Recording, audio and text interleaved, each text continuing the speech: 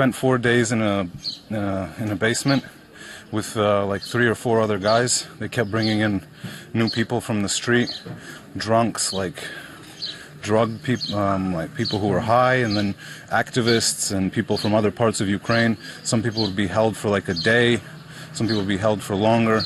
There was like a local city councilman who was being held down there. But, you know, I couldn't figure out who the hell these people were, except that they were sort of Christian radicals. How did they treat you? And did they explain anything to you why you were there? Well, they said that basically I'm a lying journalist, and that's why I was there. And they sort of beat me up as an introduction to the whole situation, blindfolded me, tied my hands behind my back.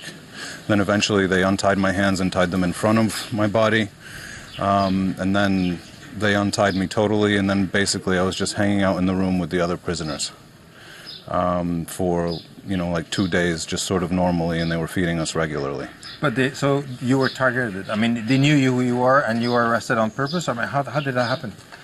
They had my photograph at a checkpoint that's just down the road from here. And so the guy at the checkpoint saw my picture, saw my face, and then they pulled me out of the car and all hell broke loose. There was 4 other journalists with us in the car, and I think they were released pretty early on. And me they took to the SBU headquarters, where the pro-Russian forces have their headquarters right now. It's the former office of the Ukrainian security services.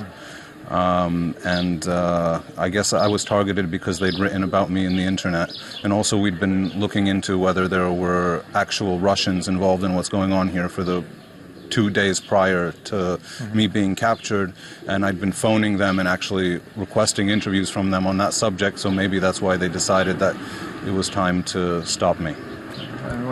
So what are you going to do now? What's your next step? I'm just going to go to Donetsk and figure things out. You probably don't want to stay here much longer.